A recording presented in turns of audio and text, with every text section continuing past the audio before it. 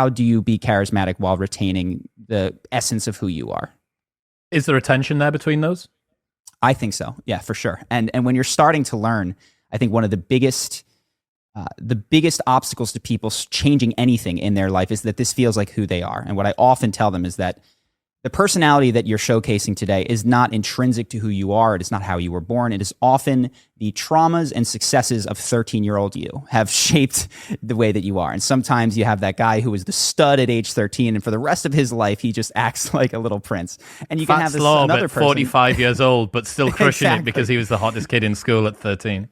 Yes, exactly. And then you have the flip side of that, which was more me, was much more reserved, quiet, didn't feel that I had the right to take up any space. And that needs to be unlearned. And the thing that gets in the way is thinking, oh no, this is me. I am just introverted, shy, and any movement away from this would be a self-betrayal. So that's oftentimes the first obstacle that we have to overcome when anyone is learning is there is a you in there. We just want to be the best version of yourself, not necessarily who you were conditioned to be in middle school.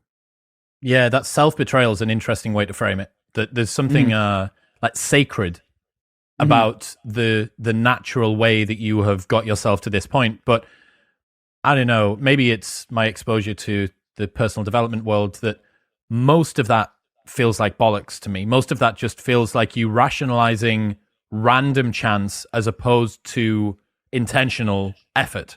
Look, you've had a ton of influences on your charisma and your extroversion and your introversion and your speech patterns and so on and so forth. The fact that you didn't get to choose them doesn't make them any more a part of you than the ones that you did get to choose.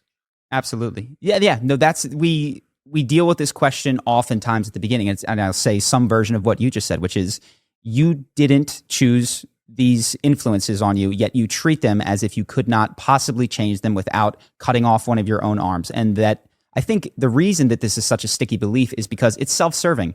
In some ways, it's easier to get crappy social results, crappy professional results than it is to take on the effort of, oh no, this is my responsibility. I can change it without being immoral or unethical, but it might be challenging and it might make me do things that scare me and require a lot of courage.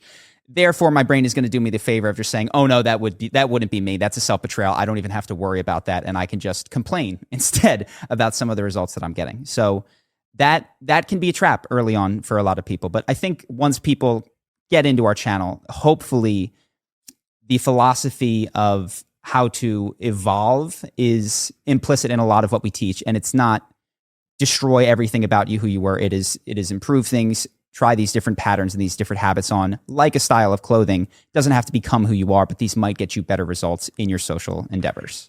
If you want to go deeper on this, more confidence, more charisma, and how to show up in a way that has presence in every area of your life, we've built a program that will help you do exactly that. Here's what one student had to say. I went from this very weird person who missed social cues to this guy that could keep a conversation going and make people laugh. The course is called Charisma University. It's had tens of thousands of students go through it, 30 days long, fully guaranteed. If you don't think it was worth it, you get a refund right from inside the program. There's a link on the screen here and in the description. I hope you decide to check it out.